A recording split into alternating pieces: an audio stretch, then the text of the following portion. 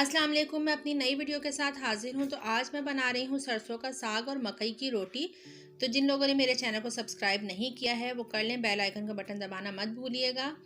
अच्छा जी, ये मैंने आधा किलो पालक ले लिया था और इसी के साथ मैंने सरसों का साग ले लिया था 1 किलो। तो अब मैं आप लोगों को बता देती हूँ कि इसको किस तरह से साफ़ करना है। अच्छा जी, अब हमने जो है इसके हरे रंग के जो पत्ते हैं वो अलग करने हैं और इसके अंदर जो पीले रंग के पत्ते होते हैं या गले हुए पत्ते होते हैं उसको हम हटा देंगे। और ये देखें, इस तरह से हरे पत्ते हम अलग कर लेते हैं और फिर मैं अलग करके आपको दिखाती हूँ। ये देखिए जी, ये मैंने पालक अलग कर लिया है और ये सरसों मैंने अलग कर लिया है। अच्छा, इसके अंदर एक और चीज़ भी आप डाल सकते हैं, बथुआ डलता है। अगर आप डालना चाहें तो 100 ग्राम ले लीजिएगा, मैंने इसमें नहीं डाला है। अच्छा, अब हमने करना ये कि हमने जो है ये वाला जो पार्ट है इसका, ये डंडियाँ हमारे लिए बेकार हैं तो हम इनको हटा देते हैं और अब हम इसको कटिंग कर लेंगे बारीक। अच्छा, बारीक काटने के बाद हमने इसको अच्छी तरह से वॉश करना है। आपने 2 से 3 बार इसको अच्छी तरह से वॉश कर लेना है। ये देखें, ये मैंने दोनों चीज़ें काट ली थी, इसको मैंने अच्छी तरह से धो लिया है। अब हमने इसको 2 से 3 घंटे के लिए पकाना है, हरी मिर्चें और लहसुन डाल के। हल्की आंच पे हम इसको 2 से 3 घंटे के लिए पकाएंगे। ये हरी मिर्चें हैं और ये लहसुन है। अब ये दोनों चीज़ें हम इसमें डाल के इसको 2 से 3 घंटे के लिए हल्की आंच पर रख देंगे। अच्छा जी, अब हमने इसमें 1 कप पानी डाल दिया है। पानी मैंने इसलिए डाला है ताकि जो साग है वो नीचे ना लगे। उसके अलावा हमने पानी नहीं डालना है क्योंकि साग है जो है अपनी ही पानी में पकता है।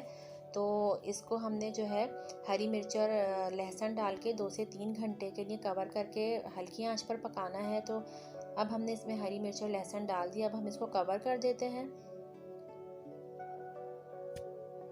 अच्छा जी, 3 घंटे हो चुके हैं। अब मैं इसको कवर हटा के देखती हूँ तो देखें जी, ये इस तरह का हो गया है। और अब हमने इसको कर लेना है चॉप। अगर आपके पास चॉपर नहीं है तो आप घोटनी की मदद से, शायद उसको घोटनी ही कहते हैं, मुझे सही उसका नाम नहीं पता है, तो आप उसकी मदद से भी कर सकते हैं। और मैं इसको चॉप कर लेती हूँ। ये देखें जी, चॉप हो चुका है और ये एक अच्छा सा मिक्सचर बन गया है। अच्छा जी, अब हमने इसको चूल्हे पे दोबारा से चढ़ा देना है और इसके अंदर हमने जो है इसका पानी ड्राई करना है। और पानी ड्राई करने के साथ साथ हमने इसके अंदर डालना है नमक। हमने नमक नहीं डाला था, नमक हमें इस स्टेज पर डालना है। अब नमक डाल के हम इसको मिक्स कर लेंगे। और जो है ये देखें, आप अपने टेस्ट के हिसाब से नमक डाल लिएगा। अच्छा जी, ये जो है मिट्टी की जो हांडी होती है ये उसमें भी बनता है तो उसमें उसका टेस्ट थोड़ा डिफरेंट हो जाता है। मेरे पास थी नहीं तो मैंने इसमें बना लिया है। अच्छा, अब हमने करना ये है कि हमने कॉर्नफ्लोर के 3 खाने के चमचे कॉर्नफ्लोर लेना है। उसके बाद हमने पानी डाल के इसका अच्छा सा लिक्विड बना लेना है। पानी में मैं इसलिए डाल रही हूँ कि इससे जो है गुठलियाँ नहीं बनेंगी। डायरेक्ट आटा डालती तो वो गुठलियाँ बन जाती। अब हमने इसको जो है साग में मिक्स करना है। ये डालने से ये होता है कि साग जो है क्रीमी हो जाता है और जो है उसका फ्लेवर अच्छा हो जाता है। हमने इसको डालते रहना है और इसको साथ के साथ चलाते रहना है। घोटनी होती है या जो भी कुछ होता है वो, उसके साथ आपने इसको मिक्स करते रहना है साथ के साथ। तो ये 5 से 7 मिनट आपको मुस्तकिल चमचा चलाते रहना है। तो फिर ये जो है देखिए इसकी इस तरह की शक्ल आ जाएगी और ये हो गया है हमारा आधा साग तैयार। अब हम इसमें भगाड़ लगा लेते हैं। तो भगाड़ लगाने के लिए मैंने देसी लहसुन ले लिए हैं। अच्छा जी, इसमें होता ये है कि इसके पत्तों का भगाड़ लगता है तो मैं इसको इसलिए दिखा रही हूँ कि ये देखिए मैंने पत्ते साफ़ सुथरे से इसमें से ले लिए हैं। अब मैं इसको नीचे वाला हिस्सा हटा दूँगी और साफ़ जो है, साफ़ हिस्सा जो है उसको देखिए मैंने कटिंग कर लिया है और इस तरह से हमने इसको काट लेना है। अब हमने जो है मक्खन ले लिया है और मक्खन को मैं हल्का सा गरम कर लेती हूँ, हल्का सा नहीं मतलब सही से गरम कर लेती हूँ। और इसके अंदर अब हम डालेंगे ये पत्ते लहसुन के। आप चाहें तो देसी घी में भी बना सकते हैं। तो इसके अंदर हम जो है लोग मुख्तलिफ़ किस्म के भगाड़ लगाते हैं लेकिन मैं सिंपल बना रही हूँ, मैं इसी तरह से भगाड़ लगाती हूँ। तो मैंने इसके अंदर ये डाल दिया है। अब ये जो है साग, अच्छा होता ये है कि साग जब हम लोग खाते हैं तो हम ताज़ा फ्रेश उस पे भगाड़ लगाते हैं। तो जितना आपने खाना हो उतना ही आप उसका भगाड़ लगाएँ। तो ये देखें जी, ये मिक्स अच्छा सा कर लेंगे तो हमारा हो जाएगा साग तैयार। ये हो गया है हमारा साग तैयार, तो हम इसको डिश आउट कर लेते हैं। अच्छा जी, देखिए ये मेरे पास एक छोटी सी हंडिया है, मैं इसके अंदर इसको सर्व कर रही हूँ। अब मैं इसके ऊपर मक्खन डाल दूँगी। अच्छा होता ये है कि लोग सर्दियों में इसको फ्रीज़ कर लेते हैं और फिर जब उनका दिल करता है वो निकालते हैं और उस पे भगाड़ लगाते हैं और खाते हैं। तो ये भी एक अच्छा तरीका है। अच्छा, अब मैं बनाऊंगी मकई की रोटी। तो मैं आपको मकई की रोटी के लिए बता देती हूँ। बहुत ही सिंपल और इजी रेसिपी के साथ मैं मकई की रोटी बना रही हूँ। ये देखिए जी, मैं मकई की रोटी के लिए जो चीज़ें चाहिए वो आपको बता देती हूँ। अच्छा जी, अब हमें चाहिए सबसे पहले एक अंडा। तो हम अंडे को तोड़ लेंगे और उसको अच्छी तरह से बीट कर लेंगे। और उसके बाद हमने करना ये है कि हमने इसके अंदर मकई का आटा डालना है और उसको भी अच्छी तरह से इसमें मिक्स करेंगे। ये बहुत ही सिंपल तरीके से बनेगी और आप लोगों को जो है कोई मुश्किल नहीं होगी।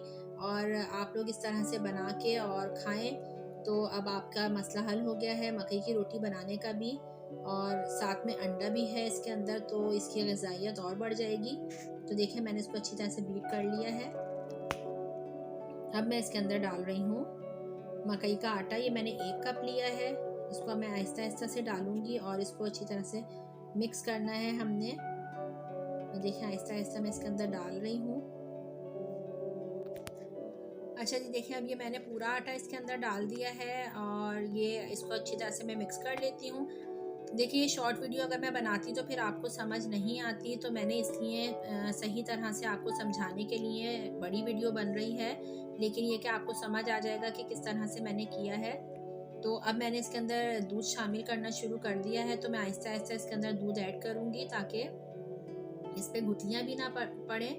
तो हमने इसको इस तरह से डालते रहना है आहिस्ता आहिस्ता से।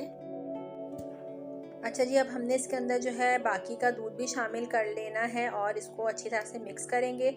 और जब ये एक लिक्विड की शक्ल में आ जाएगा तो हमने इसके अंदर डालना है नमक। ये देखें जी, नमक मैंने ऐड कर दिया है और ये एक अच्छा सा बैटर तैयार हो गया है। आप चाहें तो काली मिर्चें भी डाल सकते हैं। पैन मैंने गरम करने रख दिया था। तो मेरे तो ये हो जाएंगे मकई के पराठे। आपने अगर बग़ैर ऑयल के बनाना है तो आपने सादा बना लेना है। मैंने जो है पराठे टाइप बनाना था तो मैंने ऑयल इस पर घी डाल दिया था। ऑयल में भी बना सकते हैं, घी में भी बना सकते हैं। तो मैंने हल्का सा घी डाल दिया था पैन में और मैंने उसको कर लिया था गरम। और फिर मैंने चेक भी कर लिया था कि ये गरम हो चुका है या नहीं।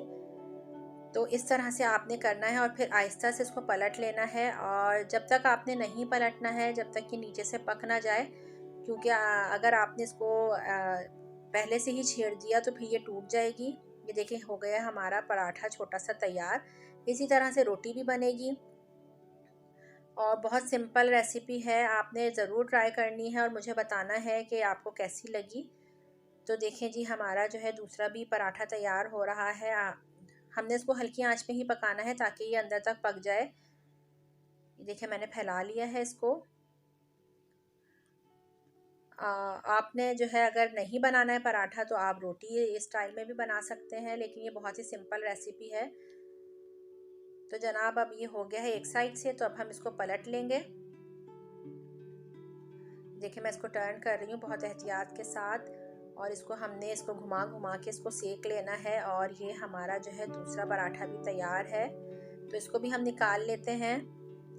1 कप में जो है इस साइज़ के 4 पराठे बन गए थे। ये देखें, 4 पराठे तैयार हो चुके हैं। और ये देखें, 1 2 3 4, ये देखिए 4 पराठे हो गए हैं तैयार। तो अब जो है हो गया है आपके लिए बहुत ही आप लोगों के लिए आसानी हो गई है कि मकई की रोटी बनाएं या पराठा आसानी से।